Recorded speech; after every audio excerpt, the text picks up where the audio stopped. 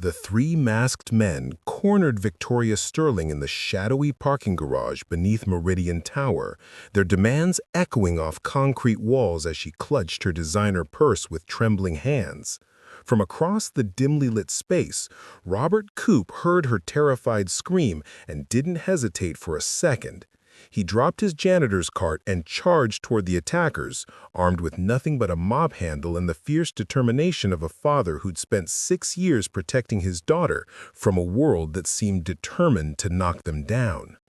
What this humble single father working the night shift to make ends meet couldn't possibly know was that those next 90 seconds of raw courage would reveal a truth so shocking, so life-changing, that it would transform not just his destiny, but expose a family secret that had been hidden in plain sight for over a decade. The woman he was about to save wasn't just any victim of random crime. She was the daughter of the family that owned Meridian Industries, the very company where Robert mopped floors, scrubbed toilets, and remained invisible to executives who walked past him every night without a glance. Before we dive deep into this incredible true story that will restore your faith in destiny, tell us in the comments where you're watching from tonight, and if stories of ordinary heroes discovering extraordinary destinies move you, make sure you hit that subscribe button right now, because tomorrow we've got something even more unbelievable waiting for you. The parking garage attack wasn't random. 3 professional criminals had been stalking Victoria Sterling for weeks, studying her patterns, learning her schedule, waiting for the perfect moment when she'd be alone and vulnerable. They knew exactly who she was, the heiress to a billion-dollar empire, someone whose kidnapping would yield the kind of ransom that could set them up for life. What they hadn't counted on was Robert Coop. Robert had been working the graveyard shift at Meridian Tower for 3 years, arriving every evening at 11 p.m. with his cleaning cart and his quiet dignity intact. At 42, he carried the weight of single parenthood like a badge of honor, every calloused hand and aching back a testament to his love for his 8-year-old daughter, Amy. The divorce had left him with full custody and empty bank accounts, but he'd never complained, never asked for handouts, never stopped believing that hard work and good character would eventually pay off. That Tuesday night started like every other. Robert had kissed Amy goodbye at his mother's apartment in Riverside Heights, a neighborhood where broken streetlights and boarded-up shops told the story of dreams deferred. His beat-up Honda Civic coughed and wheezed through the 20-minute drive to downtown Crescent City, past the gleaming skyscrapers that housed the companies where people like him worked invisibly, maintaining the empire while never sharing in its rewards. Meridian Tower stood 40 stories tall, a monument to success that Robert knew intimately from basement to executive floors. He'd cleaned every office, emptied every wastebasket, and polished every surface where million-dollar deals were made. The executives spoke around him as if he were furniture, discussing stock prices and merger strategies while he quietly went about his work. Robert had learned to accept his invisibility. It was the price of steady employment in an economy that didn't offer many second chances to men his age with limited education. The parking garage was Robert's first stop every night. Level B3, the executive parking level, where luxury cars worth more than his annual salary sat beneath harsh fluorescent lighting. He'd sweep the concrete floors, empty the rash receptacles, and ensure everything was spotless for the next morning's arrival of Meridian's elite. It was mindless work that allowed him to think about Amy's homework, her upcoming school play, and how he'd managed to afford the soccer cleats she needed for spring season. Victoria Sterling's Mercedes was in its usual spot, space number 7, reserved for family members of the Meridian Industries board. He'd seen her before, always impeccably dressed, always walking with the confident stride of someone who'd never doubted her place in the world. She was beautiful in that effortless way that money could buy, perfectly styled blonde hair, designer clothes that cost more than Robert made in 6 months, and an aura of untouchability that seemed to surround people born into wealth. But on this particular Tuesday at 11:47 p.m., Victoria Sterling's untouchable world shattered. Robert heard the commotion before he saw it. Raised voices, the sound of a struggle, and then that piercing scream that cut through the garage's perpetual hum of ventilation fans. He looked up from his cleaning cart to see three men in dark clothing surrounding a woman near the elevator bank. Even in the dim lighting, he could see the fear in her posture, the way she backed against the concrete wall like a trapped animal. Every survival instinct Robert possessed told him to stay hidden, to call security, to avoid confrontation with criminals who were clearly professional and dangerous. He was just a janitor, after all, a single father who couldn't afford to get hurt or arrested or fired. Amy needed him. His mother needed the stability of his paycheck. Getting involved in whatever was happening across that garage was the kind of heroic stupidity that destroyed families. But then Victoria Sterling screamed again, and Robert saw something in that sound that transcended class and circumstance. Pure human terror from someone facing the unthinkable. In that moment, she wasn't the heiress to a fortune or the daughter of his employer's founding family. She was just a woman in desperate need of help. And Robert Coop had spent his entire adult life believing that when someone needed help, you provided it, regardless of the cost. He grabbed the aluminum mop handle from his cart, tested its weight in his hands, and said a silent prayer that Amy would forgive him if this went wrong. Then Robert Coop, invisible janitor and unsung hero, stepped out of the shadows and charged toward three armed men who had no idea they were about to meet someone who understood that courage isn't the absence of fear, it's the decision to act despite being terrified. The woman he was running to save had no idea that her rescue was about to uncover a connection that would change both their lives forever. She didn't know that the man risking everything to help her was actually an employee of her family's company, or that this seemingly random act of heroism would expose a truth that had been hidden for years. All Victoria Sterling knew was that someone was finally coming to help her, and for Robert Coop, that was more than enough reason to risk everything he had. What happened next would prove that sometimes the most extraordinary destinies begin with the simplest choice: to help a stranger in need, regardless of who they are or what it might cost you. Robert Coop's alarm clock buzzed at 6:30 a.m. in the cramped two-bedroom apartment he shared with his 8-year-old daughter Amy in Riverside Heights. The morning sunlight filtered through thin curtains, illuminating the stack of unpaid bills he'd carefully arranged on the kitchen counter the night before. Electric company final notice, car insurance past due, Amy's school lunch account showing a negative balance that made his chest tighten with familiar shame. "Morning, Daddy," Amy chirped, padding into the kitchen in her favorite pink pajamas, the ones with the small tear near the knee that Robert had mended 3 times because buying new ones wasn't in the budget. Her backpack sat ready by the door, patched with duct tape but clean and organized, just like Robert had taught her. He cracked 2 eggs into the pan, the last 2 in the carton, and tried to make his voice sound cheerful. "Morning, sunshine. How'd you sleep?" "Good, but Mrs. Patterson next door was playing her TV really loud again." Amy climbed onto the kitchen stool, swinging her legs. At 8 years old, she had already learned not to ask for things they couldn't afford, a wisdom that broke Robert's heart a little more each day. The divorce from Amy's mother, Linda, had been finalized 3 years ago, leaving Robert with full custody and a mountain of legal debt that still haunted him. Linda had moved to California with her new boyfriend, sending sporadic birthday cards but no support, financial or otherwise.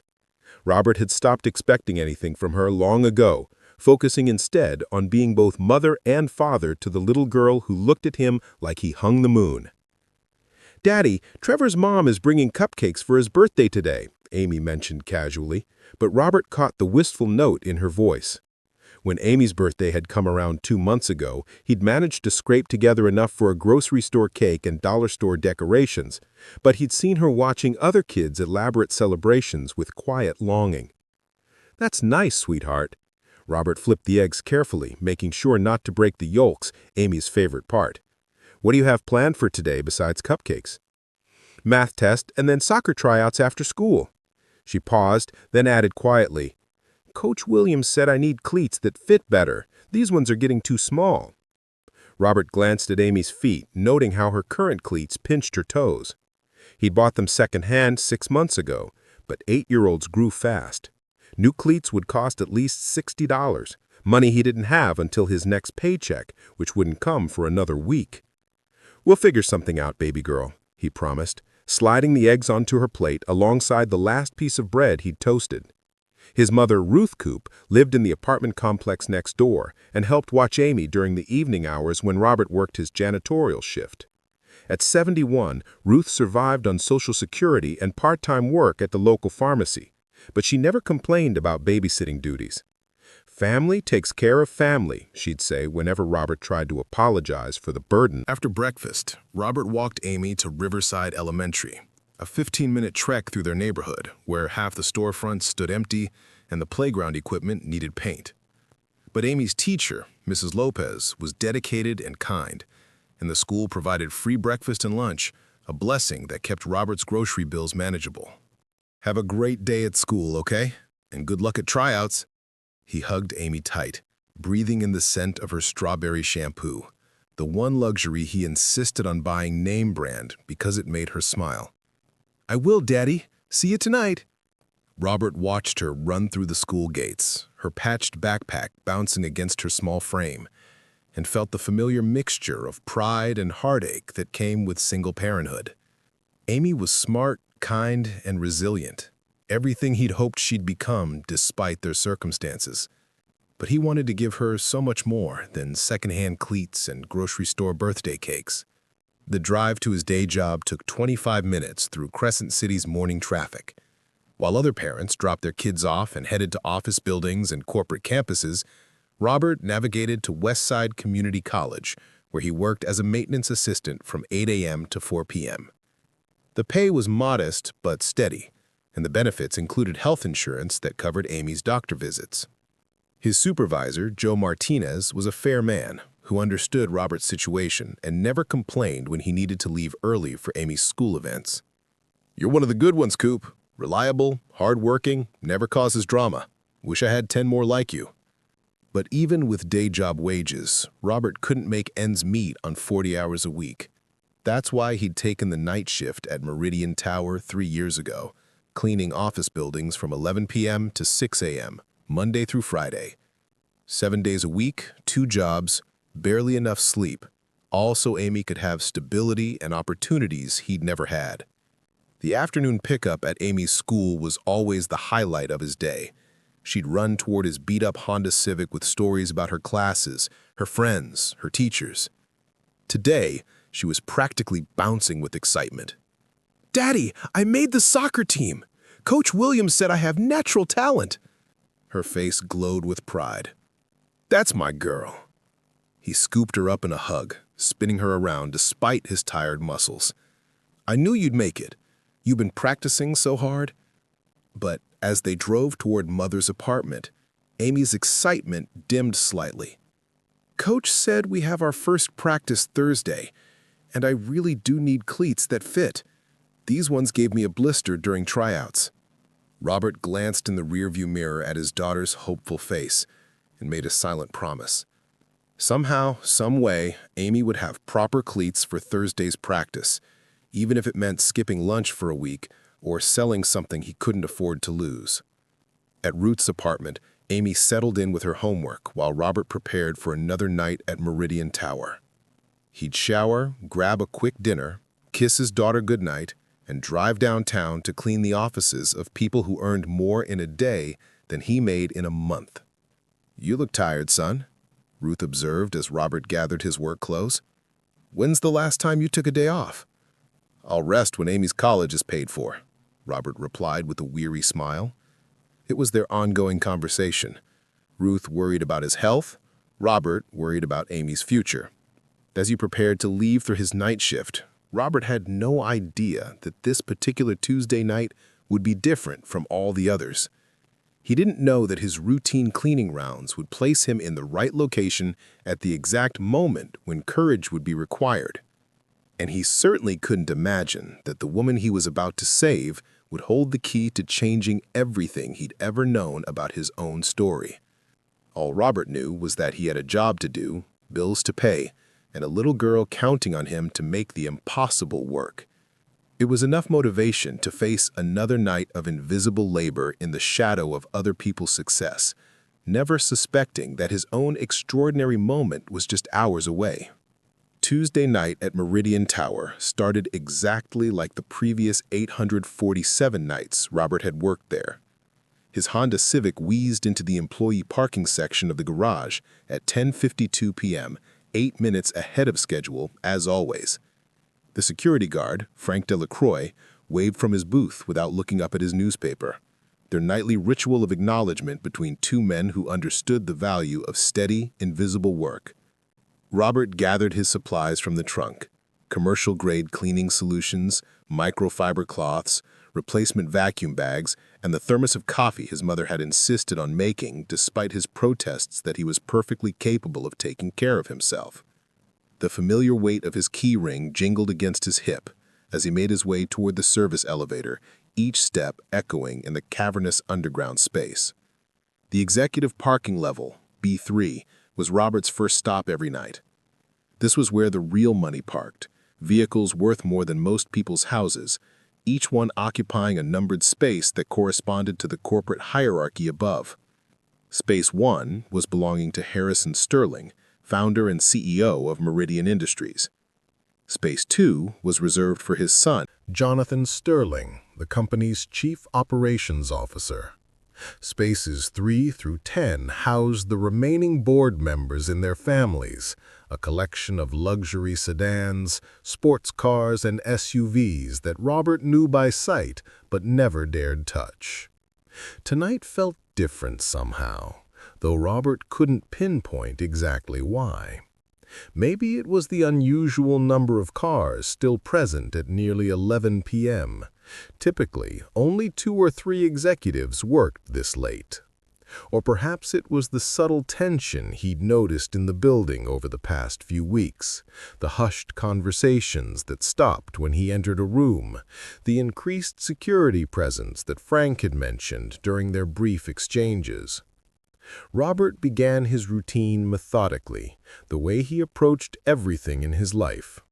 First, he'd sweep the main driving lanes, collecting the debris that accumulated during the day.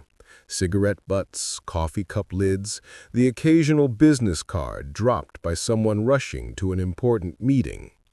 Then he'd empty the waste receptacles positioned near the elevator banks, replace the liners, and ensure the emergency phones were clean and functional.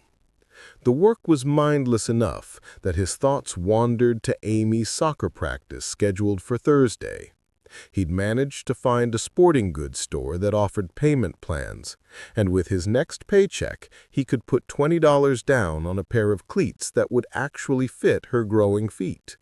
It wasn't ideal, the interest rate was higher than he'd like, but seeing Amy's face light up when she made the team had been worth every sacrifice he'd have to make. As Robert worked his way through the garage, he noticed vehicle number 7, a pristine white Mercedes S-Class that belonged to Victoria Sterling, Harrison Sterling's daughter. At 28, Victoria was technically old enough to have her own space in the executive garage, though Robert had heard through workplace gossip that she served more as a board advisor than an active executive. Her car was always immaculate, never showing the wear and tear that came with daily commuting, suggesting a lifestyle where transportation was more luxury than necessity. Robert had seen Victoria exactly 4 times in his 3 years of employment. She was striking in the way that money and good genetics combined to create. Tall, blonde, with the kind of effortless elegance that came from never having to worry about whether you could afford something. During their brief encounters, she had been polite but distant, offering the kind of acknowledge that wealthy people gave to service workers, not unkind, but clearly delineating the social boundaries that separated their worlds. Tonight, Victoria's Mercedes was parked in its usual spot, but something about the positioning seemed off. The car sat at an angle that suggested hasty parking, and Robert noticed that the driver's side door wasn't perfectly aligned with the yellow lines that marked the space boundaries. It was a small detail, but after 3 years of observing patterns, Robert had developed an eye for anything that deviated from routine. The institutional clock mounted near the elevator bank showed 11:31 p.m. when Robert heard the elevator doors open with their familiar mechanical whir. He glanced up from his cleaning cart to see Victoria Sterling emerge, moving with quick, nervous steps that seemed unusual for someone typically so composed. She wore a black business suit and carried an oversized leather purse, but her usual confident posture appeared strained, as if she were looking over her shoulder for something or someone. Robert returned his attention to his work, understanding that acknowledging executive presence was generally unwelcome unless they initiated contact. He'd learned this lesson early in his employment, when a friendly greeting to a board member had resulted in a complaint about inappropriate familiarization from service staff. Since then, he'd perfected the art of invisible efficiency, completing his duties while remaining essentially unseen. Victoria's heels clicked against the concrete floor as she approached her Mercedes, the sound echoing in the underground space with an urgency that caught Robert's attention despite his attempts to remain focused on his tasks. When he peripherally noticed her fumbling with her keys, dropping them once and retrieving them with shaking hands, he began to sense that something was genuinely wrong. The first sign of real trouble came at 11:47 p.m., when the elevator doors opened again and 3 men emerged. Robert's initial thought was that they might be late-arriving executives or perhaps security personnel conducting some sort of routine inspection. But as they moved across the garage with deliberate, coordinated steps, his maintenance worker's instinct for recognizing potential problems began to sound internal alarms. The 3 men wore dark clothing that seemed designed for concealment rather than professional appearance. They moved with the kind of practiced silence that spoke to military or law enforcement training, but their presence in the executive garage at this hour didn't align with any legitimate business Robert could imagine. Most concerning was their formation. They were clearly surrounding Victoria's parking area with tactical precision that suggested extensive planning. Robert's position near the waste receptacles gave him a partially obscured view of what happened next, and what he witnessed made his blood run cold. The largest of the 3 men produced what appeared to be a weapon, while the other 2 flanked Victoria's Mercedes from different angles. This wasn't a coincidence or a case of mistaken identity. These men had specifically targeted Victoria Sterling in a location where they knew she'd be vulnerable and isolated.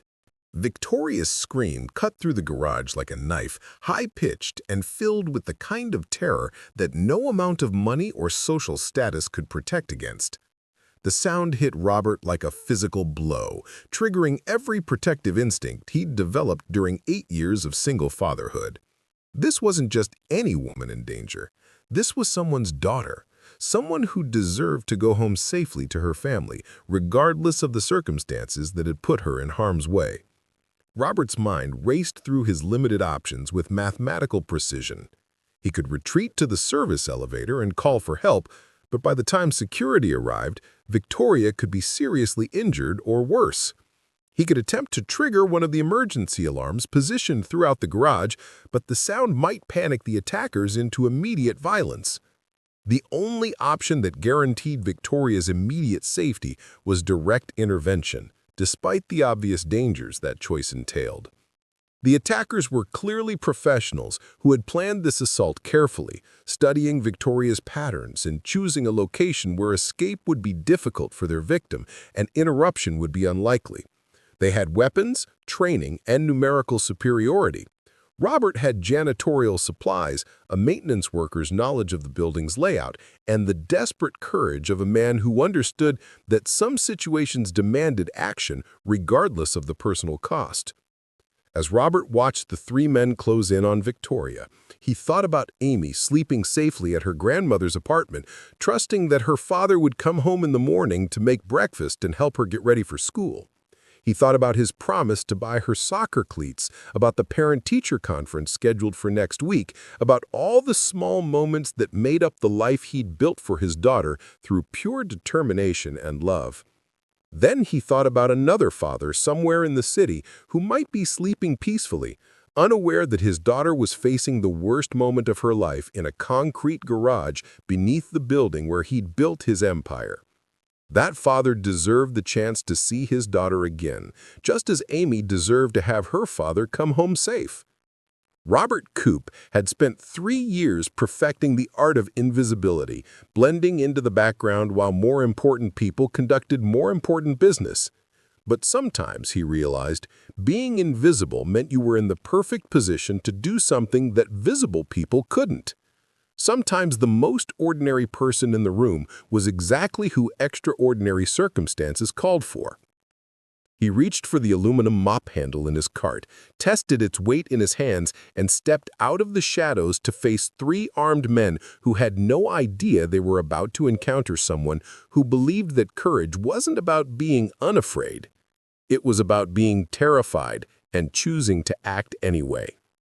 Robert Coop's work boots made no sound against the concrete floor as he moved toward the confrontation unfolding near Victoria Sterling's Mercedes.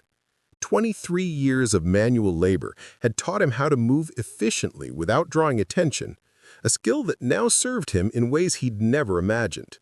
The aluminum mop handle felt inadequate in his grip, but it was balanced and familiar, an extension of the cleaning routine that had become second nature over 3 years of night shifts.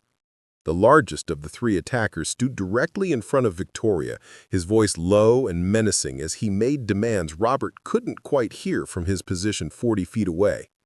His posture suggested military or police training, feet planted in a combat stance, weight distributed for quick movement, one hand visible while the other remained concealed inside his dark jacket. His 2 accomplices had positioned themselves to block potential escape routes, creating a tactical triangle that demonstrated extensive planning and professional execution. Victoria pressed against the concrete pillar beside her car, her designer purse clutched against her chest like a shield. Even from a distance, Robert could see her trembling, her usual composed demeanor shattered by the reality of genuine physical danger. The attackers had chosen their location perfectly.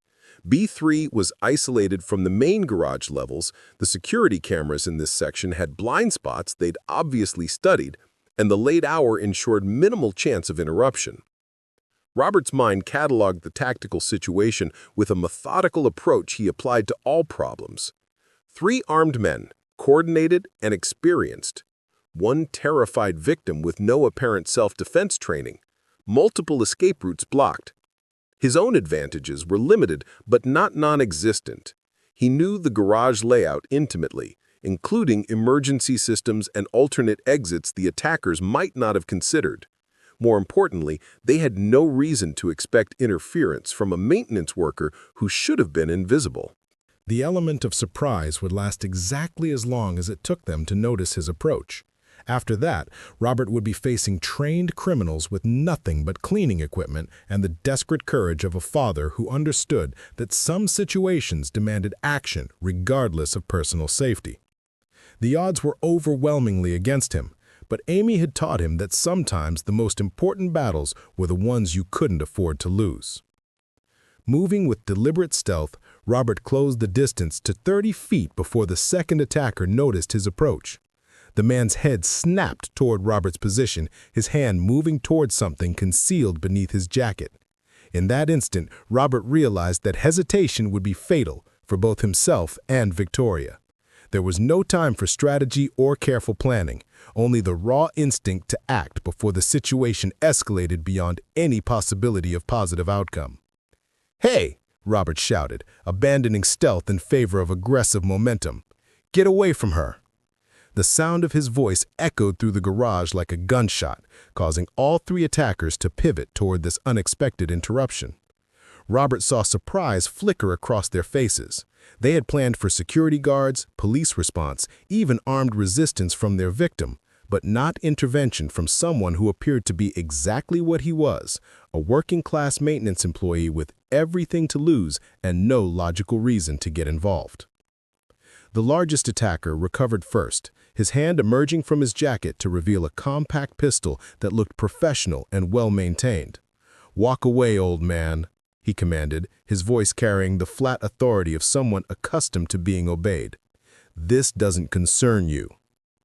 Robert continued his advance, the mop handle held like a quarterstaff across his body. At 42, he wasn't old, but years of physical labor had left him with the kind of functional strength that came from real work rather than gymnasium exercises. His shoulders were broad from lifting, his hands were calloused from gripping tools, and his core was solid from 8 years of single-parent stress that had taught him to carry weight he'd never expected to bear. "It concerns me now," Robert replied, his voice steadier than he felt. 20 feet separated him from the armed man, close enough to see the calculation happening behind intelligent eyes as the attacker reassessed the situation. Professional criminals didn't want complications, witnesses, or unpredictable variables that could compromise a carefully planned operation. Victoria's sob of relief at hearing another human voice galvanized Robert's determination. This wasn't about heroics or proving anything to himself. It was about the fundamental principle that evil succeeded when good people chose convenience over courage. Amy would grow up in a world where her father had demonstrated that protection of the innocent wasn't someone else's responsibility. The second attacker moved to flank Robert's position, forcing him to divide his attention between multiple threats. These men were clearly experienced in coordinated violence, their movements efficient and purposeful. Robert's advantage lay in his intimate knowledge of the garage environment and his willingness to escalate the confrontation beyond what they might expect from a maintenance worker. "Last warning," the leader said, raising his weapon to chest level. "Walk away or we'll make sure you can't." Instead of retreating, Robert charged. The decision surprised everyone, including himself. Years of cautious living, of avoiding conflict and maintaining the stability Amy needed had conditioned him toward careful choices and calculated risks. But in this moment, surrounded by concrete and fluorescent lighting, facing 3 armed criminals who threatened an innocent woman, Robert discovered that some principles were worth dying for. His work boots pounded against the garage floor as he covered the final 20 feet in less than 3 seconds.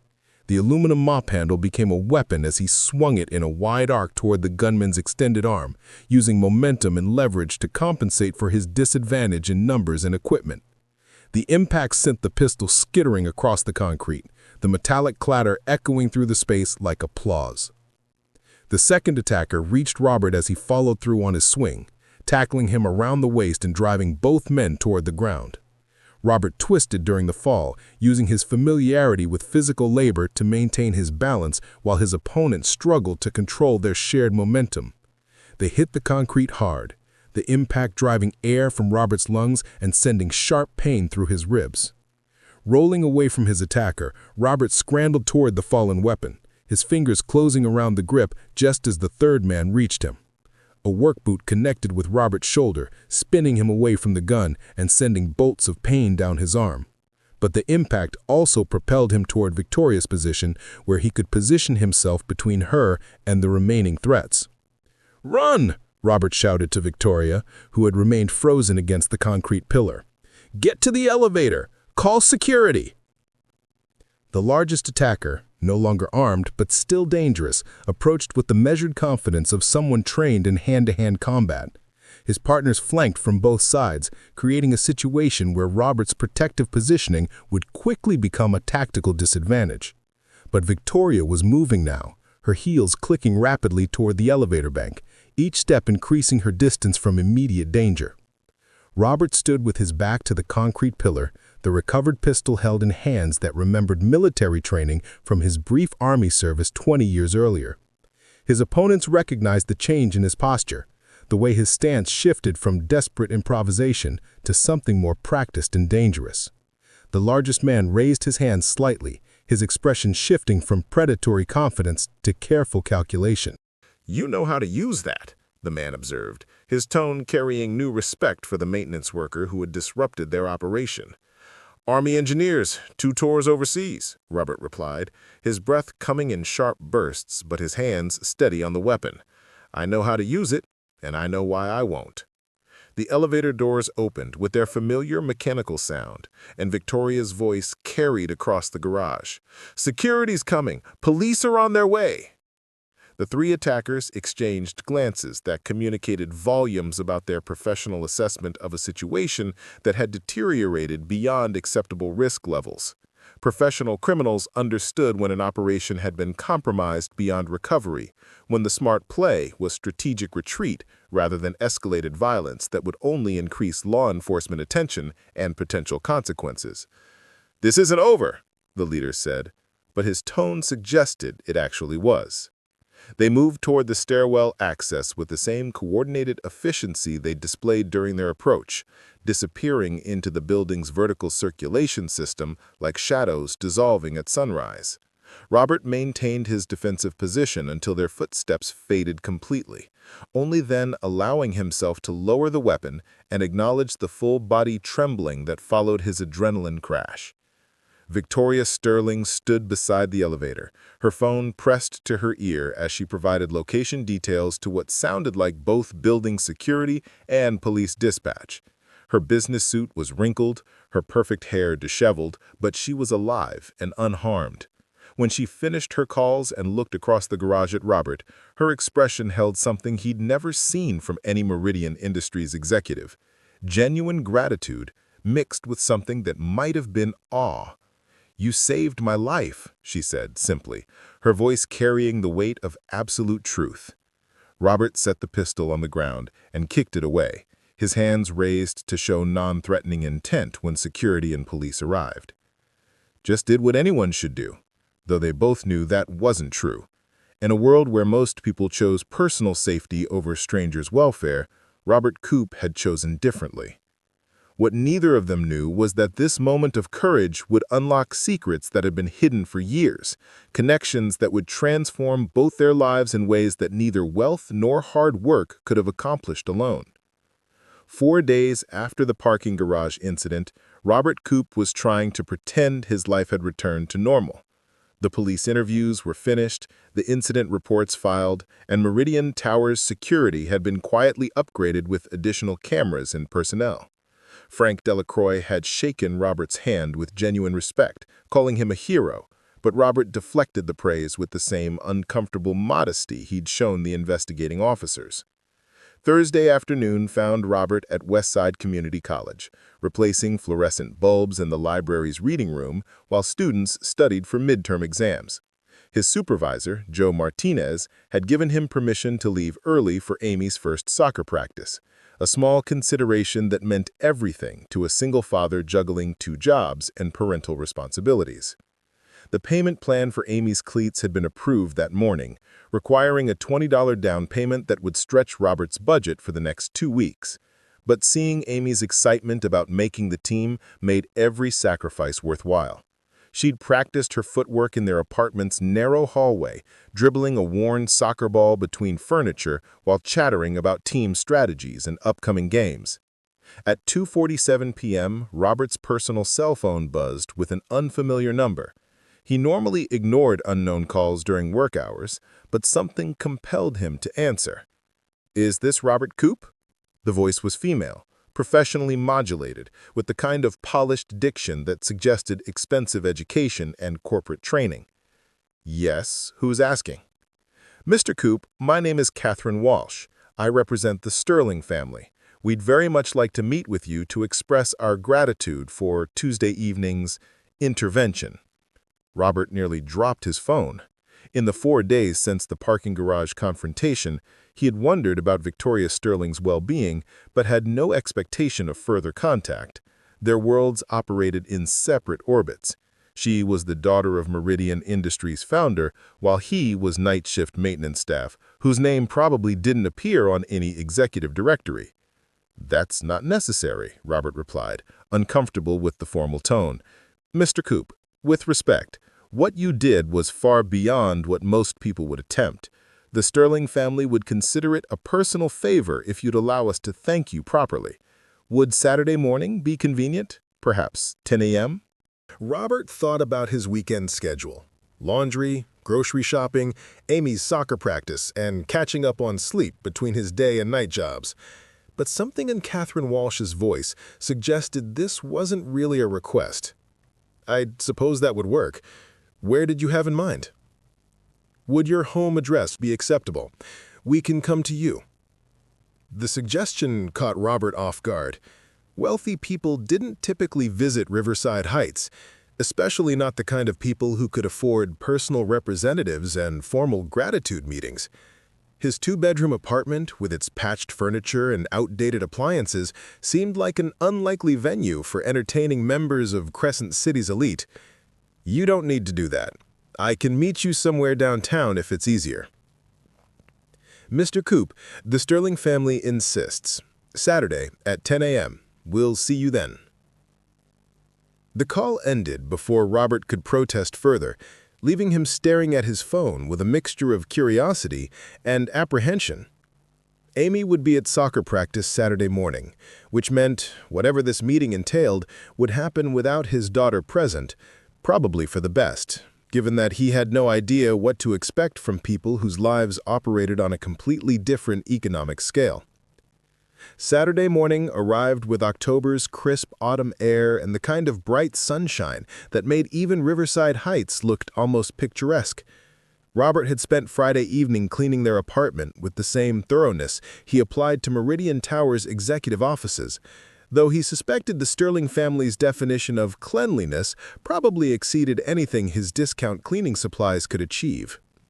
Amy had left for soccer practice at 9 a.m., bouncing with excitement in her new cleats and chattering about game strategies she'd studied on YouTube. Her enthusiasm was infectious, temporarily distracting Robert from his nervousness about the impending meeting with people whose net worth probably exceeded his lifetime earning potential. At exactly 10 a.m., a convoy of vehicles turned onto Robert Street with the kind of precision that suggested professional coordination. Two black SUVs bookended a silver Bentley sedan, their tinted windows reflecting the morning sunlight like mirrors. The sight was so incongruous in his working-class neighborhood that several residents emerged from their apartments to witness this unprecedented display of wealth and power. Robert watched from his window as the convoy parked with military precision, occupying nearly half the block. The SUVs disgorged men in dark suits who positioned themselves strategically around the area, clearly security personnel whose presence suggested the Sterling family took personal protection seriously following Tuesday's incident. The Bentley's rear door opened and Harrison Sterling himself emerged. Robert recognized him from corporate photographs and business magazine covers, but seeing the Meridian Industries founder in person was startling. At 62, Sterling carried himself with the confident authority of someone accustomed to commanding rooms full of powerful people. His silver hair was perfectly styled, his charcoal suit probably cost more than Robert's annual salary, and his presence seemed to elevate the entire neighborhood simply by being there. Victoria Sterling followed her father from the vehicle, looking remarkably composed for someone who'd been threatened at gunpoint 4 days earlier. She wore a simple blue dress that probably cost more than Robert's rent, her blonde hair styled in a way that appeared effortless but likely required professional attention. Seeing her in daylight, outside the harsh fluorescent lighting of the parking garage, Robert was struck by how young she actually was, probably closer to Amy's age than to his own. A third figure emerged from the Bentley, a distinguished woman in her 50s wearing a burgundy business suit and carrying a leather portfolio. This was presumably Catherine Walsh, the voice from Thursday's phone call, though her professional demeanor suggested she was more than just a family representative. The trio approached Robert's building entrance while their security detail maintained discreet positions around the perimeter. Robert buzzed them into the building, his heart racing with the surreal nature of the situation. 4 days ago, he'd been an invisible maintenance worker. Now he was hosting what appeared to be a formal delegation from one of Crescent City's most powerful families. The knock on Robert's apartment door was soft but authoritative. Robert opened it to find Harrison Sterling extending his hand with a genuine smile that transformed his usually stern corporate image. "Mr. Coop, I'm Harrison Sterling. This is my daughter Victoria, whom you've already met under rather dramatic circumstances, and Catherine Walsh, our family's attorney and longtime friend." Robert shook Harrison's hand, surprised by the firm grip and direct eye contact. Wealthy people, in his limited experience, typically maintained social distance from working-class individuals, but Harrison Sterling seemed genuinely engaged in this interaction. "Please, come in. I apologize for the accommodations. I wasn't expecting company." "Your home is lovely," Victoria said warmly, though Robert suspected her definition of lovely had been calibrated by exposure to properties worth millions. "And please don't apologize. We're the ones intruding on your Saturday morning." They settled into Robert's living room, the Sterling family occupying his second-hand sofa, while Catherine Walsh chose the armchair that had been a garage sale treasure 3 years earlier. The contrast between their expensive attire and his discount furniture was stark, but none of his guests seemed to notice or care about the economic disparity. "Mr. Coop," Harrison began, his tone carrying the weight of genuine emotion, "I've spent the last 4 days trying to find adequate words to express my gratitude for your actions Tuesday evening. What you did, risking your own safety to protect my daughter, is the kind of courage that restores faith in human nature." Robert shifted uncomfortably. "I just did what needed doing. Anyone would have." "No," Victoria interrupted firmly, "anyone wouldn't have. Those men were armed, dangerous, and clearly professional. You could have been killed. You could have walked away, called security, waited for help to arrive. Instead, you charged 3 armed men with a mop handle. That's not what anyone would do. That's heroism." Catherine Walsh opened her portfolio and withdrew a document folder. "The Sterling family would like to express their gratitude in a tangible way. We've prepared a financial gift that we hope you'll accept as a token of our appreciation." She handed Robert an envelope that felt substantial in his hands. Inside was a check with more zeros than he'd ever seen on a single piece of paper. $50,000, made out to Robert Coop, signed by Harrison Sterling himself. "This is too much," Robert said, immediately trying to hand the check back. "I can't accept this." "Mr. Coop," Harrison said gently, "this amount represents approximately what my daughter's kidnapping would have cost me in ransom demands, assuming they'd returned her safely, which was unlikely given their methods. From a purely financial perspective, your intervention saved me considerably more than this check represents. But still—" "There's something else," Victoria said, exchanging a meaningful look with her father. "Something we discovered when we ran a background check on you for security purposes. Something that changes the nature of our gratitude considerably." Robert felt the atmosphere in the room shift, becoming charged with anticipation and something that might have been nervous energy. Catherine Walsh leaned forward in her chair, her expression carrying the weight of significant revelation. "Mr. Coop," Harrison said carefully, "before we proceed, I need to ask you something. Do you know anything about your father's military service? Specifically, his time with the Army Corps of Engineers during the Gulf War?" The question hit Robert like a physical blow. His father, David Coop, had died when Robert was 12, leaving behind fragmented stories about military service and engineering work that had never quite formed a complete picture. Robert's mother had always been vague about those years, suggesting that David's wartime experiences were too painful to discuss in detail. "Not much," Robert admitted. "My father died when I was young. My mother said he worked on infrastructure projects overseas, but she never talked about the details." Harrison Sterling's expression grew intense, almost emotional. "Mr. Coop, your father didn't just work on infrastructure projects. He saved my life." The silence in Robert's living room stretched like a taut wire, heavy with implications he couldn't yet grasp. Harrison Sterling's words, "Your father saved my life," hung in the air between them, transforming what had been a simple gratitude meeting into something far more complex and emotionally charged. Robert felt the ground beneath his understanding shifting, as if the fundamental assumptions about his family history were being quietly dismantled by people who knew more about his father than he did. "I don't understand," Robert said carefully, his voice hoarse with sudden emotion. "My father was David Coop, Army Corps of Engineers. He died of a heart attack when I was 12. My mother said he worked on infrastructure projects overseas, but she never talked about the details." Victoria and Catherine Walsh exchanged glances that suggested they'd anticipated this conversation would be difficult. Harrison Sterling leaned forward in the second-hand sofa, his expensive suit incongruous against the discount furniture, but his expression carrying genuine compassion for the confusion he was about to resolve. "Your father did work on infrastructure projects, but he also did much more. In March 1991, I was a 23-year-old second lieutenant fresh out of West Point, assigned to a logistics unit supporting reconstruction efforts in southern Kuwait. Young, overconfident, and convinced that my Ivy League education had prepared me for anything the military could present." Robert's hands trembled slightly as he processed this information. His father had rarely spoken about his military service, and Robert's mother had always deflected questions about that period of David's life.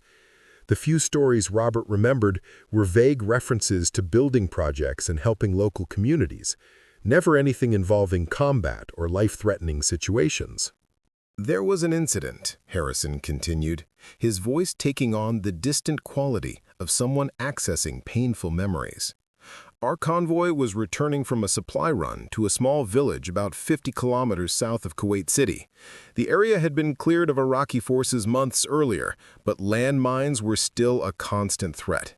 Our intelligence suggested the main roads were safe, but intelligence in wartime is often incomplete." Catherine Walsh opened her portfolio and withdrew a manila folder containing what appeared to be official documents and photographs. "These are declassified military records," she explained, handing the folder to Robert. "We obtained them through a private investigator after Tuesday's incident made us curious about your background." Robert opened the folder with shaking hands, finding himself staring at black and white photographs of young soldiers in desert camouflage. One image showed his father, unmistakably David Coop, though 20 years younger and wearing sergeant stripes, standing beside a military vehicle with several other men. Robert had never seen his father in uniform.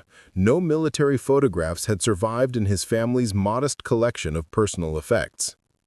"Your father was the convoy's lead engineer," Harrison said, pointing to David's image. "Sergeant David Coop, one of the most respected non-commissioned officers in our unit.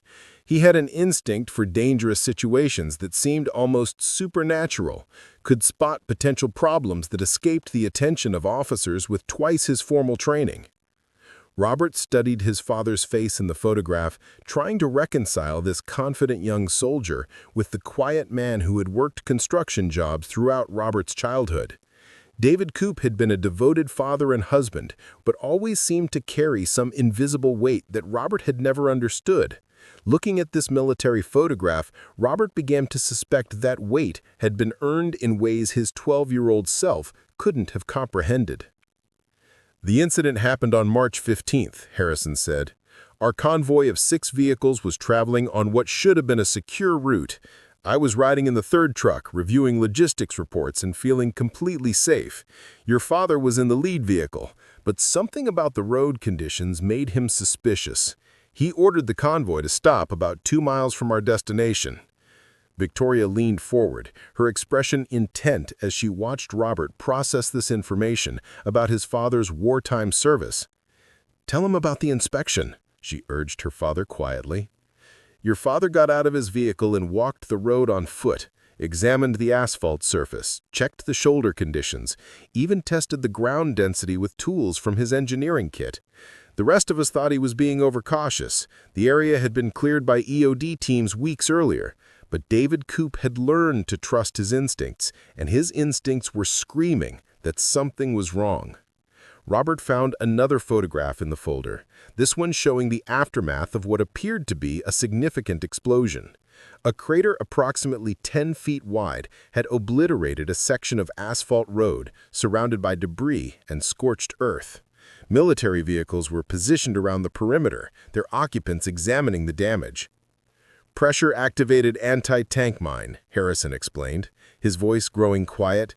"Buried 18 inches beneath the road surface, sophisticated enough to avoid detection by standard sweeping procedures. It was positioned at exactly the point where our convoy would have been most vulnerable, a narrow section where vehicles couldn't deviate from the main road without risking the soft shoulder." "My father found it?" Robert asked, though the answer was becoming clear. "Not just found it, disabled it. Your father spent 45 minutes lying on his stomach in 110 degrees heat, carefully excavating around the device and neutralizing its triggering mechanism. No bomb disposal training, just engineering knowledge and the kind of courage that separated exceptional soldiers from ordinary ones." Catherine Walsh handed Robert another document, this one bearing official military letterhead. "Commendation for valor," she said simply.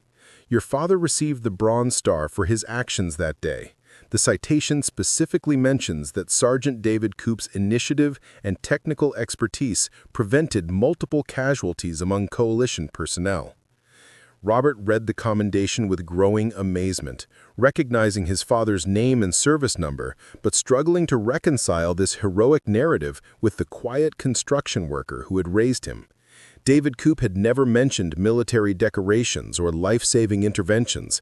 He'd spoken about the Army as just another job, a way to learn useful skills and serve his country during a difficult period.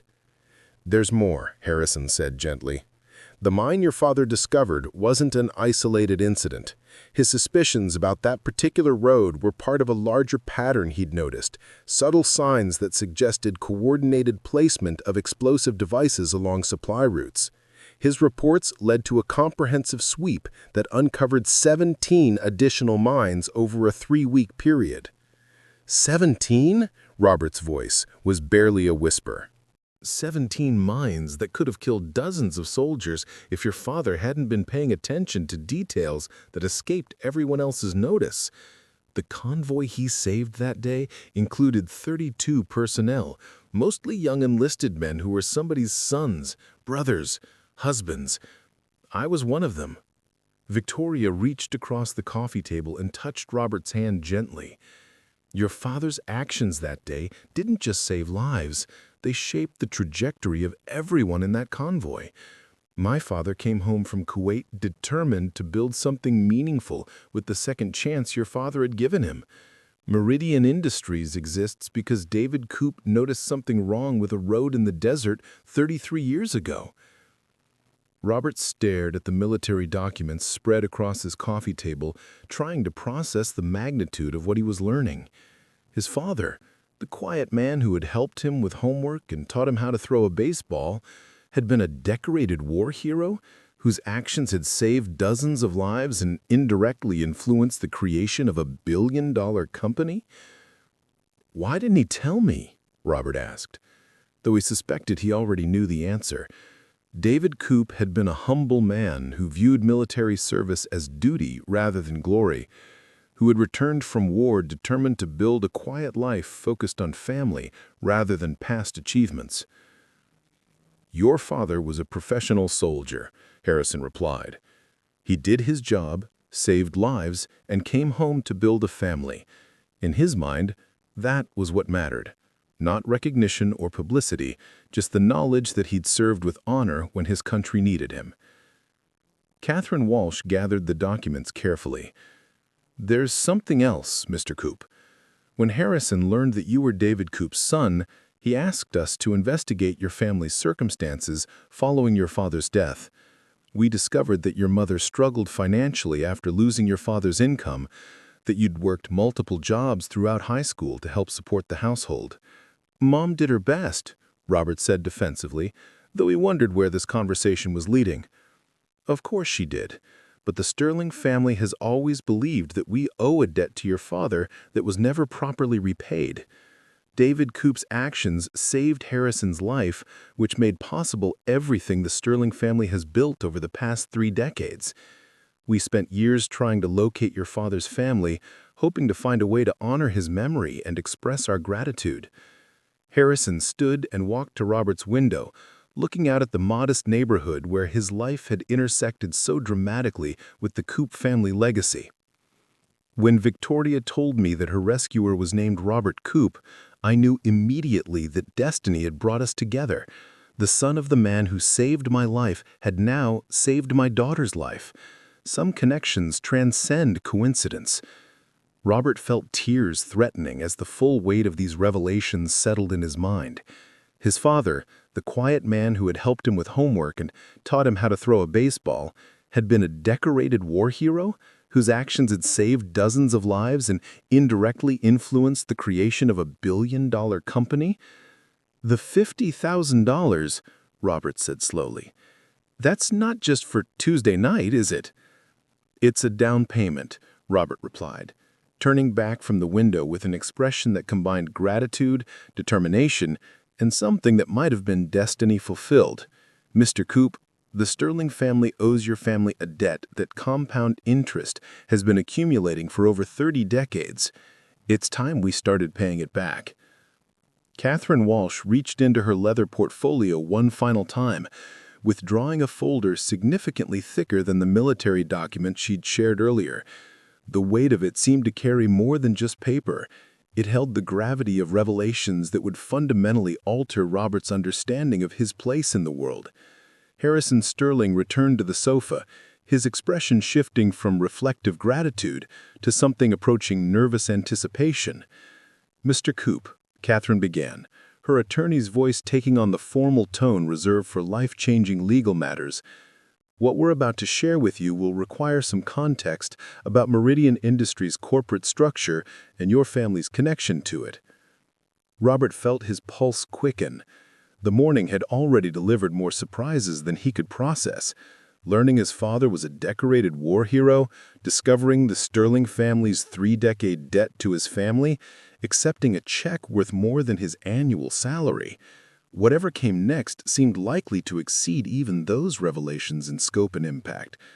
When Harrison returned from Kuwait in 1991, he was profoundly changed by his military experience, particularly by your father's actions. He'd entered the army as a privileged young man from a wealthy family, but the war taught him about real courage, about the kind of character that emerges under pressure. Your father's example inspired Harrison to build something meaningful with his second chance at life. Victoria leaned forward, her expression intent as she watched Robert process this information. "My father spent months trying to locate your father after they returned to civilian life. The military bureaucracy made it difficult to maintain contact, and by the time Dad's private investigators tracked down David Coop's address, they learned he'd died of a heart attack. The trail went cold." Harrison took over the narrative, his voice carrying decades of regret. "I spent the next 30 years building Meridian Industries while wondering what had happened to the man who saved my life. Every success, every milestone felt incomplete because I couldn't share it with the person who made it possible. I established a foundation to support veterans' families, hoping somehow it might benefit your father's survivors, but without knowing your family's circumstances, it felt inadequate." Catherine opened the thick folder, revealing documents that made Robert's eyes widen in disbelief. Corporate papers, stock certificates, legal instruments bearing official seals and signatures, all carrying his name in formal legal language he didn't fully comprehend but recognized as significant beyond imagination. In 1995, Catherine explained, 4 years after returning from Kuwait, Harrison established what he called the Coop Memorial Trust. It was designed to honor your father's memory while ensuring his family would benefit from Meridian Industries' success. 25% of all company profits have been directed into this trust for the past 28 years. waiting for the day when we could locate David Coop's heirs. Robert stared at the documents, his mind struggling to process numbers that seemed to exist in a different mathematical universe than his daily reality. 25% of Meridian Industries' profits, accumulated over nearly 3 decades, represented wealth on a scale that made the $50,000 check seem like pocket change. "I don't understand," Robert said weakly. "Are you saying my father owned part of the company?" "Not exactly," Harrison replied carefully. "Your father never knew about Meridian Industries. He died before I'd even drafted the original business plan. But morally, ethically, your family has always been entitled to a share of everything we've built. The company exists because your father gave me the chance to build it." Victoria pulled out a calculator and began working through figures with the practiced efficiency of someone comfortable with large financial calculations. The trust's current value, including accumulated profits and investment returns, is approximately $47 million. The number hit Robert like a physical blow. $47 million. More money than existed in his conceptual universe. More wealth than he could have imagined in his most optimistic dreams about Amy's future. He thought about the payment plan for her soccer cleats, the stack of unpaid bills on his kitchen counter, the careful budgeting required to afford groceries each month. "This can't be real," Robert whispered, his hands shaking as he held documents that apparently made him a multimillionaire. "People like me don't inherit $47 million. There has to be some mistake." "There's no mistake," Catherine said gently. "We've had 3 independent accounting firms verify the trust's assets. We've conducted exhaustive legal research to ensure the transfer would be properly executed.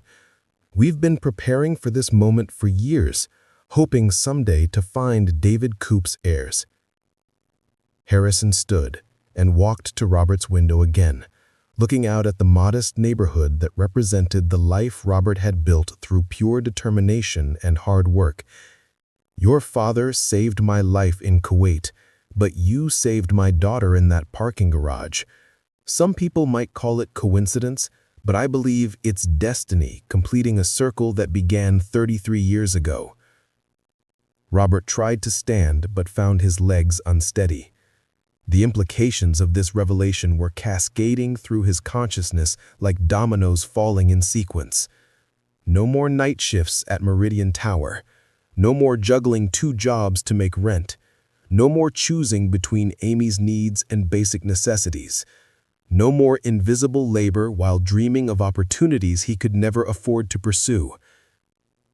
"There's more," Victoria said quietly. "The trust isn't just a lump sum payment. It's structured as ongoing ownership in Meridian Industries. You'd become the company's 2nd largest shareholder, with voting rights and board representation. You'd have a voice in decisions affecting thousands of employees and hundreds of millions in revenue." The irony wasn't lost on Robert. For 3 years, he'd cleaned the offices where these decisions were made, invisible to executives who would soon be answerable to him as a major shareholder. He'd emptied wastebaskets containing documents about strategies and policies he'd soon help determine. The janitor would become one of the most powerful people in a corporation he'd known only from its basement levels. "I can't possibly be qualified for that kind of responsibility. I don't have business training or corporate experience. I fix broken toilets and mop floors."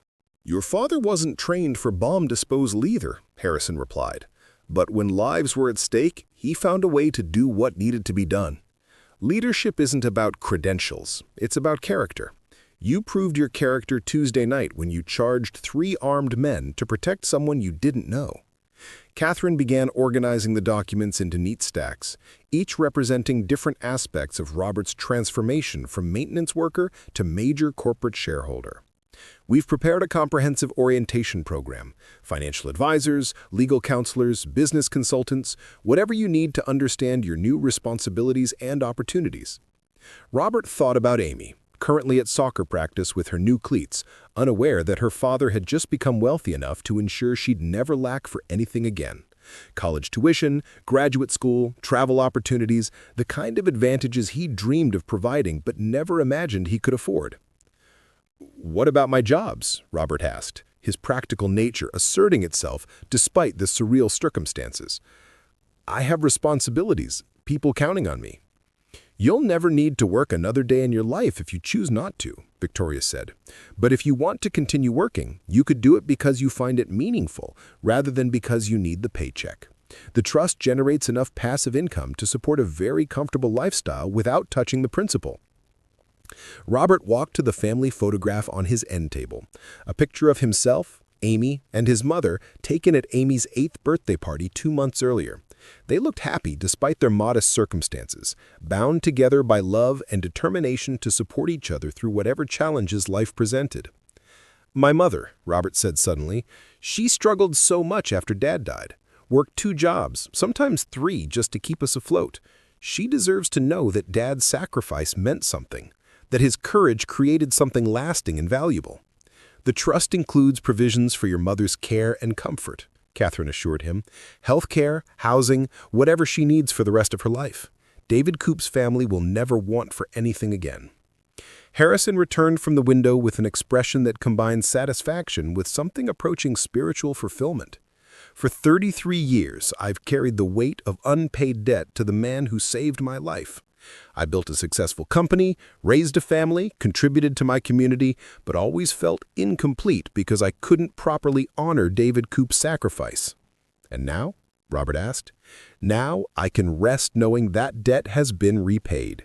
Your father's courage has been rewarded, his family has been provided for, and his memory has been honored in the most meaningful way possible. The circle is complete." Robert looked around his modest living room. The secondhand furniture, the patched carpet, the carefully managed life he'd built through determination and love. In a few hours, Amy would return from soccer practice to discover that everything had changed, that the financial pressures that had shaped their daily existence had vanished like morning fog. "There's one condition," Harrison said, his tone growing serious. "We want you to understand that this wealth comes with responsibility.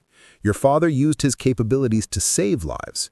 We hope you'll use these resources to continue that tradition, to help people, to make a positive difference in the world."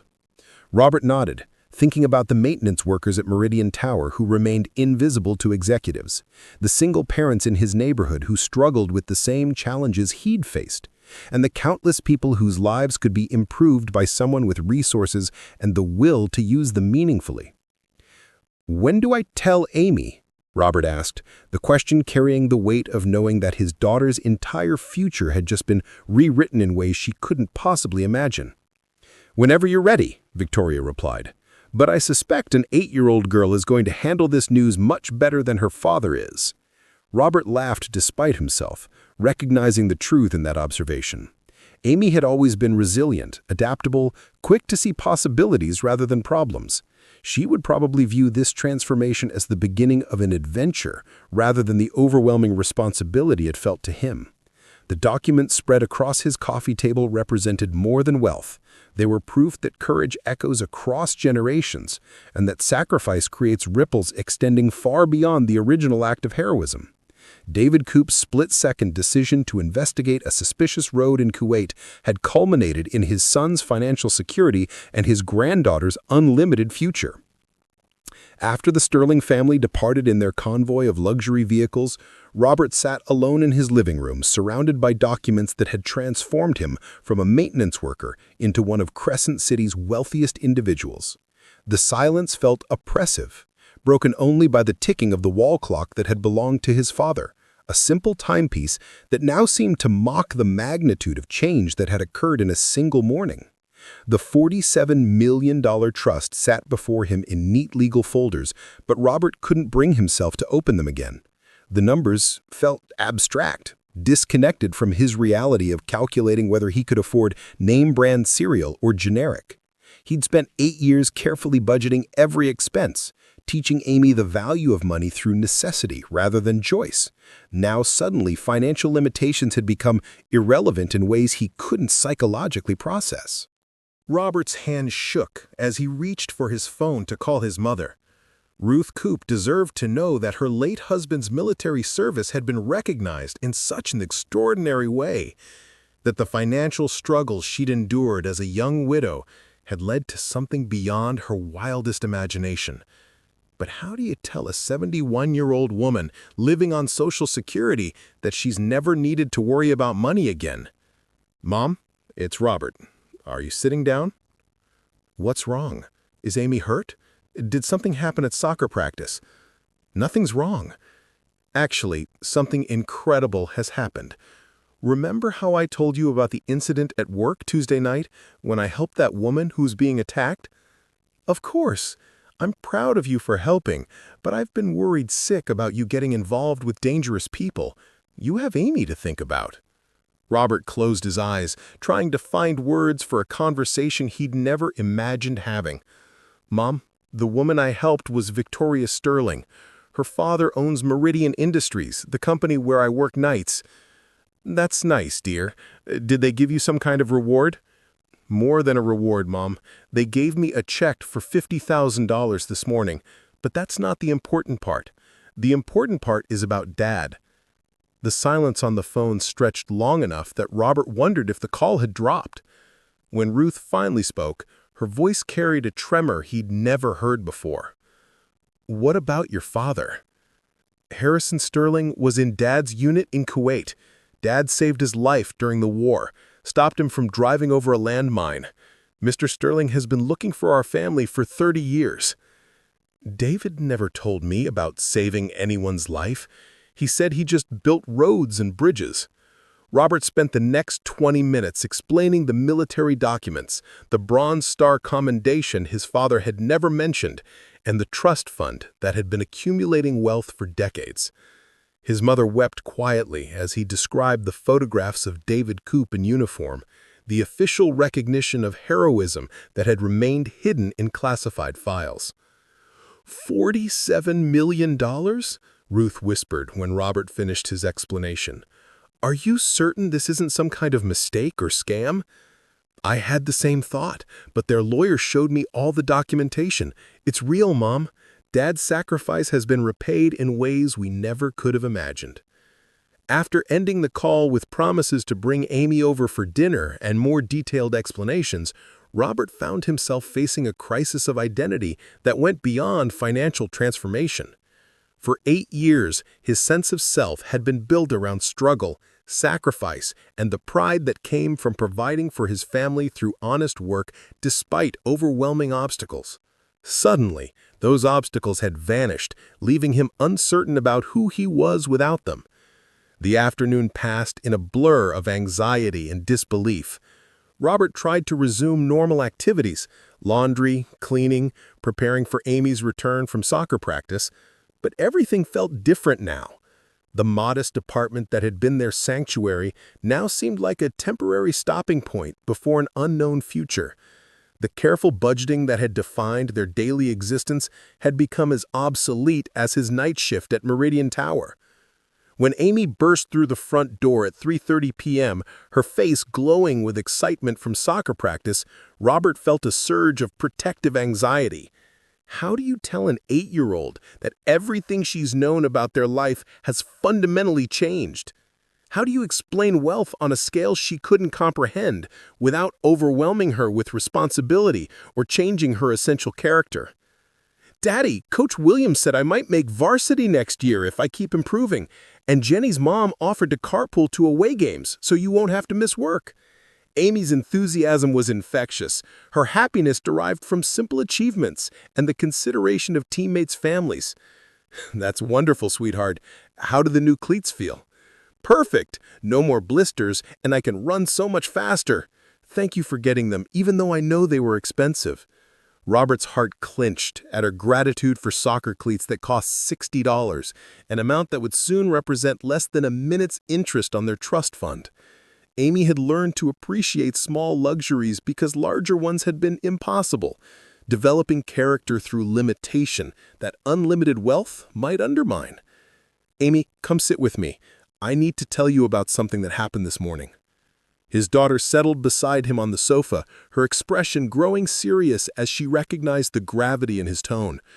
Robert had always been honest with Amy about their financial situation, explaining in age-appropriate terms why they couldn't afford certain things while emphasizing the values that mattered more than material possessions.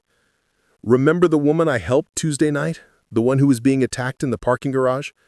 The one you saved from the bad men? You said she was okay. She is okay, and this morning her family came here to thank me. But they told me something incredible about Grandpa David, something we never knew. Robert began with his father's military service, showing Amy the photographs of David Coop in uniform. Amy studied the images with wide eyes, trying to reconcile this young soldier with the grandfather she'd never met but heard about in family stories. Grandpa was a hero? Yes, he was. He saved lives during the war, including the life of Mr. Sterling, the father of the woman I helped Tuesday night. So the woman's daddy knows our grandpa? Exactly. And because grandpa saved his life, Mr. Sterling wanted to do something special for our family, something that's going to change how we live. Robert explained the trust fund in terms Amy could understand, comparing it to a very large piggy bank that had been saving money for their family for many years. He watched her expression shift from confusion to amazement to something approaching concern. Does this mean you won't have to work at night anymore? I won't have to work at all if I don't want to. We'll have enough money for anything we need and most things we want. Amy was quiet for a long moment, processing information that would reshape her understanding of their family's place in the world. When she finally spoke, her question surprised Robert with its maturity. Will we still be the same people? Will we still live here and go to the same school and have the same friends? The question cut to the heart of Robert's own anxiety. Wealth of this magnitude would inevitably change their lives. But how much change was healthy? How do you maintain family values and character when financial necessity no longer reinforces those lessons daily? We can choose how much things change, Robert said carefully. We can stay in this apartment if we want, or find a nicer place. You can stay at your school or go to a different one. But no matter what, we'll always be us. We'll always love each other and remember what's important. What about Grandma Ruth? Will she have enough money too? Yes, sweetheart. Grandma will never have to worry about money again. Amy nodded thoughtfully, then surprised Robert by asking, Can we help other people too? Like families who don't have enough money for things they need? The question revealed that Amy had absorbed the lessons Robert had tried to teach her about compassion and responsibility despite their financial limitations. Wealth hadn't corrupted her instincts. If anything, it had freed her to think beyond their immediate needs toward ways they could make a positive difference. We can help lots of people, Robert confirmed. In fact, Mr. Sterling hopes we'll use some of this money to help families who are struggling the way we used to struggle. That sounds good. But, Daddy, can I still play soccer with my friends, even if we have lots of money? Robert pulled Amy into a hug, recognizing that her concerns mirrored his own fears about losing their essential identity amid radical change. She was worried about maintaining the relationships and activities that brought her joy, not excited about acquiring expensive possessions or exclusive opportunities. You can play soccer as long as you want to. We'll never let money change who we are at heart. As the afternoon progressed, Robert found himself processing the transformation through Amy's innocent questions and practical concerns. Her acceptance of their new circumstances was helping him realize that wealth was simply a tool. It could corrupt or elevate, depending on how it was used and what values guided its application. The sun was setting when Robert made his decision. He would accept the trust, but with conditions that honored his father's sacrifice and the character that had been forged through years of honorable struggle. The money would be used responsibly, with attention to helping others and maintaining the family values that mattered more than any financial balance. That evening, as Amy worked on homework at their small kitchen table, and Robert prepared dinner with ingredients he could now afford to buy without calculating cost, he felt something settling into place. The anxiety hadn't disappeared, but it was being replaced by a sense of purpose that went beyond personal gain. His father had saved lives through courage and skill. Robert would honor that legacy by using their inherited wealth to continue saving lives through education, healthcare, opportunity, and the kind of support that could transform other struggling families, the way the Sterling family had transformed theirs. The circle that began in a Kuwaiti desert would continue expanding, touching lives in ways David Coop could never have imagined when he chose to investigate a suspicious road 33 years ago. 3 months after that life-changing Saturday morning, Robert Coop stood in the executive boardroom of Meridian Industries, wearing a tailored suit that fit better than any clothing he had ever owned. The view from the 40th floor stretched across Crescent City, encompassing the neighborhoods where he had lived and worked, the college where he had maintained facilities, and the apartment complex where Amy and his mother still chose to live despite having access to unlimited housing options. The quarterly board meeting was Robert's third since accepting his position as a major shareholder, and he was finally beginning to feel comfortable in surroundings that had once seemed impossibly distant from his world. Harrison Sterling sat at the head of the mahogany conference table, presiding over discussions of market expansion, technology investments, and strategic partnerships with the same commanding presence Robert remembered from their first meeting. "The final item on our agenda," Harrison announced, "concerns the proposal submitted by our newest board member. Robert, would you present your initiative?" Robert stood, still adjusting to being the center of attention in rooms full of powerful people, but his voice carried steady conviction as he began. 3 months ago, I was a maintenance worker in this building. I saw the company from the bottom up, literally from the basement levels where people like me keep everything running while remaining invisible to executive decision-making. The other board members listened with respectful attention, though Robert suspected some still struggled to reconcile his working-class background with his current status as their second-largest shareholder. He'd insisted on earning their respect through contribution rather than simply wielding financial influence, spending weeks studying company operations and developing proposals that reflected both business acumen and ground-level perspective. I propose we establish the David Coop Foundation for Working Families, Robert continued, activating the presentation screen behind him. A comprehensive support system for Meridian employees and their families, addressing everything from child care and education to emergency assistance and career development. The presentation outlined programs Robert had developed through extensive research and consultation with financial advisors, social workers, and the maintenance staff who'd been his colleagues. Child care facilities at major company locations, tuition assistance for employees' children, emergency funds for families facing medical crises or temporary unemployment, skills training programs that could help maintenance workers, security guards, and administrative staff advance into higher-paying positions. The foundation would operate with an initial endowment of $5 million for my trust, with ongoing funding through a dedicated percentage of company profits. But more importantly, it would be administered by people who understand working families' actual needs, not corporate executives making assumptions about what poor people require. Victoria Sterling, now serving as the foundation's board liaison, stood to present implementation details they developed together. Over the past months, Robert had discovered that Victoria possessed both genuine compassion for struggling families and practical business skills that complemented his ground-level insights. We've identified 47 Meridian employees currently facing financial hardships that could be addressed through foundation support. Single parents juggling multiple jobs, older workers caring for elderly relatives, young employees trying to afford college while supporting their families.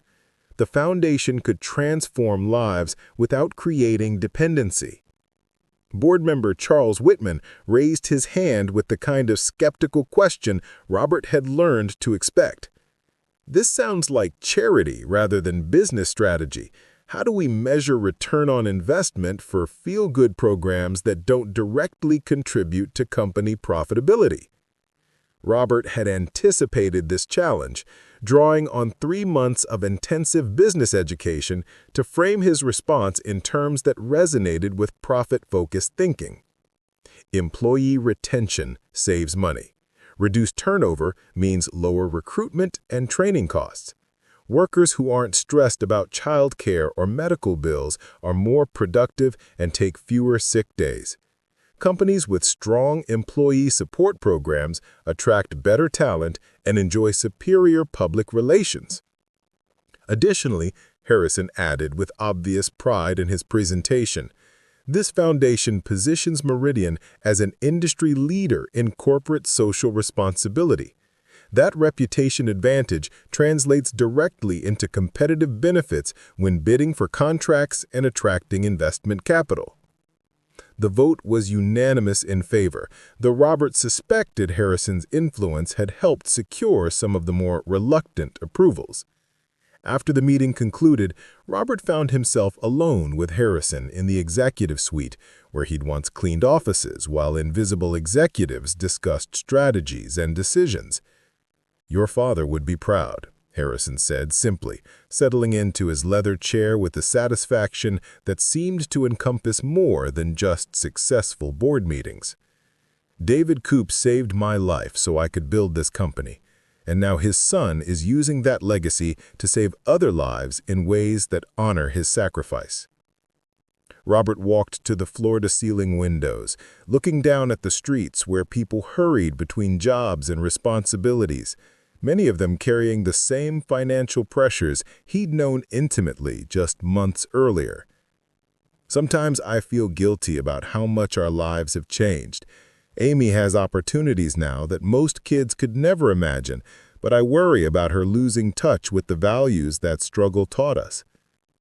"How is she adjusting?" "Better than I am, honestly. She still insists on playing soccer with her friends from Riverside Elementary, even though we could afford private schools and elite travel teams. She uses her allowance to buy supplies for classmates whose families can't afford them. Yesterday, she asked if we could host a sleepover for her entire team at our new house." Robert and Amy had eventually moved to a modest but comfortable home in a middle-class neighborhood, declining the mansion that their wealth could have supported. The house was large enough to entertain Amy's friends and provide space for family gatherings, but not so ostentatious that it separated them from normal community life. "And your mother?" "Mom's the most amazing part of this whole transformation. She's volunteering at 3 different charities, using her Social Security experience to help other seniors navigate benefit programs. Says she finally understands why Dad never talked about his war service. When you're focused on helping people, you don't need recognition for it." Ruth Coop had embraced financial security with the practical wisdom of someone who'd lived through genuine hardship. She had moved to a comfortable retirement community, where she'd quickly become a leader in resident activities and community outreach, but maintained the frugal habits and generous spirit that had sustained her through decades of careful budgeting. Harrison reviewed the foundation documents spread across his desk, each page representing programs that would affect hundreds of working families throughout the Meridian organization. "What's next for the Coop family empire?" Robert laughed at the characterization, still uncomfortable with thinking of himself as part of any kind of empire. "Amy wants to be a veterinarian, so we're looking at pre-professional programs that could prepare for that path. She's also interested in the business side of the foundation, says she wants to learn how to help people the way we've been helped. 8 years old and already developing philanthropic instincts. Definitely her father's daughter. Maybe her grandfather's granddaughter.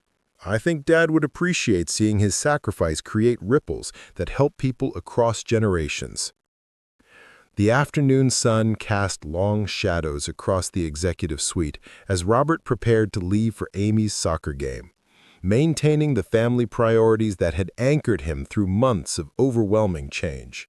His presence at every game, every school event, every bedtime story session had remained constant despite his transformed circumstances. "There's something else," Harrison said as Robert gathered his materials. "The mayor's office contacted me about a community service award they want to present to you, recognition for heroism in the parking garage incident and for the foundation work you're doing." Robert grimaced at the prospect of public recognition, preferring the quiet satisfaction that came from seeing foundation programs help struggling families. "Can we decline politely?" "I told them you'd probably say that. Your father's son in every way, more interested in doing good work than getting credit for it." As Robert prepared to leave, he paused at the door of the boardroom where he'd just presented programs that would transform hundreds of lives. 6 months ago, he'd been mopping these floors while invisible to the people who made decisions affecting thousands of employees. Now he was one of those decision-makers, but his perspective remained rooted in understanding what it meant to struggle, to choose between necessities, to worry about providing for family members who depended on his paycheck. "Harrison, can I ask you something personal?" "Of course." "Do you ever wonder what would have happened if my father hadn't been paying attention that day in Kuwait? If he'd been distracted or less observant, or just following orders instead of trusting his instincts?" Harrison considered the question with the gravity it deserved, understanding that Robert was really asking about destiny, coincidence, and the meaning behind the extraordinary circumstances that had brought their families together across decades and continents. "I think about it often. Your father could have ignored his suspicions about that road. I could have taken a different route home Tuesday night and never encountered Victoria's attackers. You could have chosen personal safety over helping a stranger. Any of those decisions would have created completely different outcomes." "So do you think it was destiny or coincidence?" "I think it was character. Your father had the character to investigate danger that threatened other people's safety. You had the character to risk your own safety protecting someone else's daughter. Character creates opportunities for what other people call destiny." Robert nodded, understanding that the answer contained wisdom that went beyond their specific circumstances.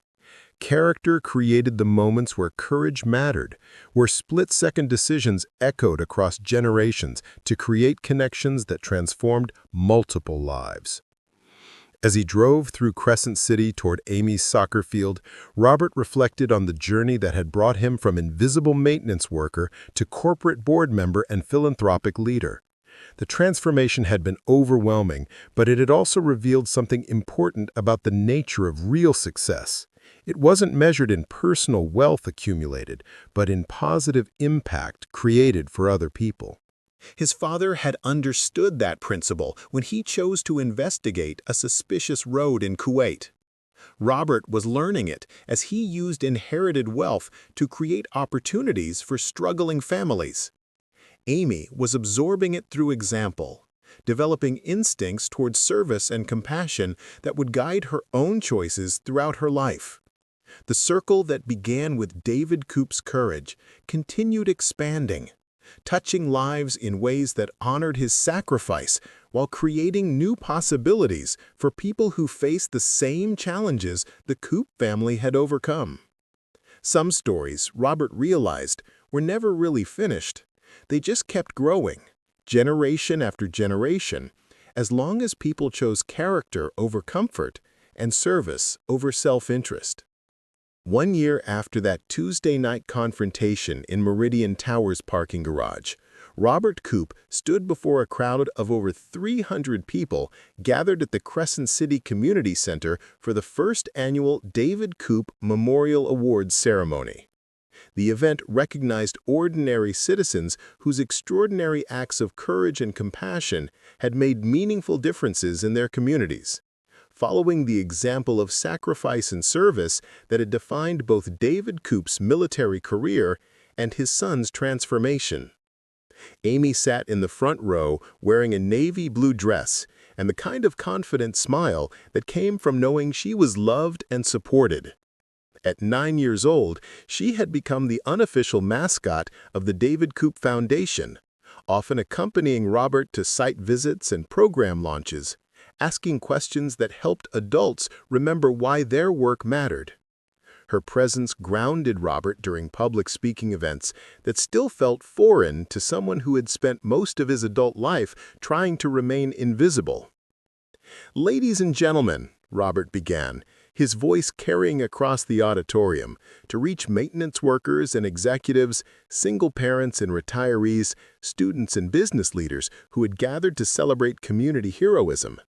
"We are here tonight because we believe that courage isn't reserved for soldiers or police officers or firefighters. Courage lives in the hearts of ordinary people who choose to act when action is needed, regardless of personal cost or recognition." The first award recipient was Maria Santos, a school cafeteria worker who had used her own savings to ensure hungry students received meals when budget cuts threatened the free lunch program. She approached the podium with tears in her eyes, accepting an award that came with a $10,000 grant to expand her feeding programs throughout the district. "I just did what any mother would do," Maria said, her voice trembling with emotion. "When I see children who are hungry, I feed them. It's not heroism, it's human decency." The audience erupted in applause, recognizing the truth that Robert had learned through his own experience. The most powerful acts of courage often emerged from the simplest human impulses to help others. Maria Santos hadn't calculated risks or considered recognition. She had seen a need and filled it, using resources she could barely afford to spare. The second award honored Thomas Chen, an elderly immigrant who had spent his retirement years teaching English to new Americans in his apartment complex, refusing payment while helping dozens of families navigate the challenges of building lives in an unfamiliar country. Thomas accepted his award with dignity that transcended language barriers, his gratitude expressed through tears that needed no translation. "My father came to this country with nothing but hope," Robert said, presenting Thomas with his grant check. "He understood that America's strength comes from people like you, who extend helping hands to others climbing the same difficult path toward opportunity and belonging." As the evening progressed through 8 more award presentations, Robert found himself thinking about the ripple effects that emerged from individual acts of courage. Each recipient had made choices that seemed small in the moment, but had created expanding circles of positive impact throughout their communities. A firefighter who organized toy drives for underprivileged children, a nurse who provided free medical care to homeless veterans, a teenager who had started a tutoring program for struggling elementary school students. During the intermission, Victoria Sterling approached Robert with an update on the Foundation's expanding programs. In 12 months, they had provided educational assistance to over 200 families, emergency financial support to 85 households facing crisis situations, and job training opportunities that had helped 43 people advance into higher-paying careers. "The numbers are impressive," Victoria said, reviewing statistics that represented transformed lives rather than abstract data. "But the stories behind them are what matter. Like Janet Rodriguez, who used our childcare program to attend nursing school and just graduated with honors. Or Michael Thompson, whose emergency medical fund saved his daughter's life when she needed surgery they couldn't afford." Robert nodded, understanding that success couldn't be measured purely in financial terms. The Foundation's real achievements were visible in the confidence of children whose parents no longer worried about basic necessities, in the relief of families who knew they had support during emergencies, in the hope of workers who saw pathways toward better futures for themselves and their children. "There's something else," Victoria continued. "The mayor's office contacted me about establishing a citywide program based on our model. They want to create similar foundations for other major employers, using our structure as a template for corporate social responsibility initiatives throughout Crescent City. The prospect of expanding their impact beyond Meridian Industries excited Robert, while also highlighting the ongoing challenge of maintaining personal involvement as programs grew larger and more complex. He'd discovered that effective philanthropy required the same attention to detail and commitment to excellence that had made him a reliable maintenance worker, but on a scale that sometimes felt overwhelming. "We'll need to be careful about maintaining quality as we expand," Robert replied. "The programs work because they're designed by people who understand the problems they're trying to solve. If we lose that connection, we risk becoming another bureaucracy that helps administrators more than families." As the ceremony resumed, Robert reflected on the journey that had brought him from invisible janitor to recognized community leader. The transformation had been profound, but the values that guided his decisions remained rooted in lessons learned through years of struggle and sacrifice. Wealth had provided opportunities to help others, but it hadn't changed his fundamental belief that every person deserved dignity, support, and chances to succeed. The final award of the evening was presented posthumously to David Coop, with Robert accepting on behalf of his father's memory. The citation recognized Sergeant David Coop's wartime heroism while acknowledging how his legacy continued through programs that honored his sacrifice by helping struggling families throughout Crescent City. "My father never knew about Meridian Industries," Robert said, holding the memorial plaque that would be displayed permanently in the Foundation's offices. "He never knew that his split-second decision to investigate a suspicious road in Kuwait would eventually create opportunities for hundreds of families here in our community. But I believe he would be proud to see how his courage continues to echo through generations of people who choose service over self-interest." Robert looked out at the audience, seeing faces that represented every economic level and social background in their diverse city.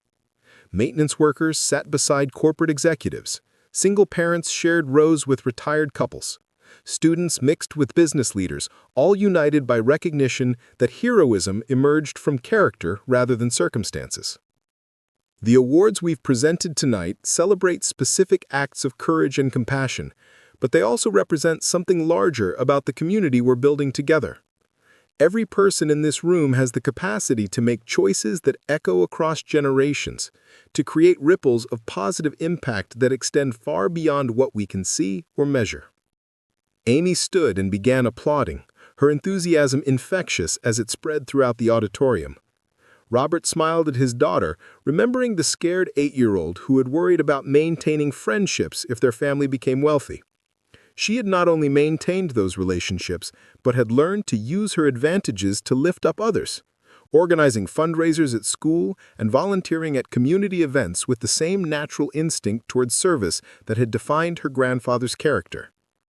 The David Coop Foundation will continue expanding its programs and supporting families throughout our region, but our ultimate success will be measured by whether we inspire others to recognize their own capacity for heroism.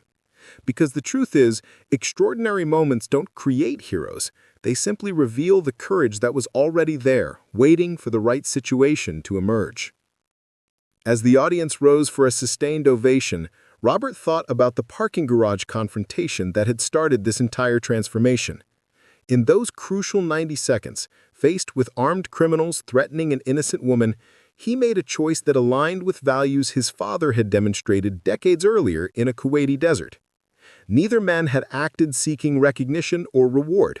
They had simply done what needed doing when others needed help.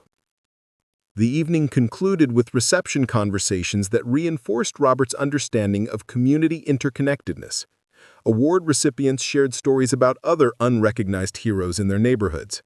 Foundation beneficiaries described how assistance had created opportunities they were now using to help others. Business leaders discussed plans to implement similar programs in their own organizations. Driving home through streets that had once represented the boundaries of his economic possibilities, Robert reflected on the year's achievements and challenges. The Foundation had succeeded beyond his initial expectations, but success had also revealed the infinite scope of human need and the ongoing responsibility that came with resources to address that need. "Daddy, Do you think Grandpa David would be happy about tonight? Robert considered his daughter's question while watching the city lights scroll past their windows. David Coop had been a man who valued service over recognition, who had returned from war focused on building a quiet family life rather than celebrating past achievements. But he had also understood that some actions created obligations that extended beyond personal preferences. I think he'd be proud that his courage created opportunities for other people to be courageous. And I think he'd be especially proud of his granddaughter, who's learning that having advantages means using them to help people who don't have the same opportunities. As they pulled into their driveway, Robert felt the satisfaction that came from knowing the day's work had mattered in concrete, measurable ways. Families would sleep more peacefully tonight because of foundation programs. Children would have better educational opportunities because of scholarship funds. Workers would advance into better careers because of training initiatives. But beyond the statistics and success stories, Robert had learned something profound about the nature of legacy and responsibility. His father's moment of courage in Kuwait had created ripples that continued expanding 34 years later, touching lives that David Coop could never have imagined. Every choice to help others created similar ripples, extending influence across generations and communities in ways that no one could fully predict or control. The David Coop confrontation that had changed Robert's life forever proved that heroism wasn't about seeking dramatic moments or recognition. It was about being ready to act when ordinary circumstances suddenly demanded extraordinary courage. Character created opportunities for what people called destiny, and destiny, in turn, created opportunities for more people to discover their own capacity for heroism. Some stories never really ended, Robert realized. They just kept expanding, inspiring new chapters written by people who understood that the greatest adventures began with the simple decision to help someone who needed help, regardless of personal cost or recognition. The David Coop legacy would continue growing as long as people chose courage over comfort, service over self-interest, and love over fear. Tonight, in a community center filled with heroes who might never make headlines, Robert had witnessed proof that his father's sacrifice continued creating miracles, one choice at a time. Up next, you've got two more standout stories right on your screen. If this one hits the mark, you won't want to pass these up. Just click and check them out. And don't forget to like, subscribe, and turn on the notification bell so you don't miss any upload from us.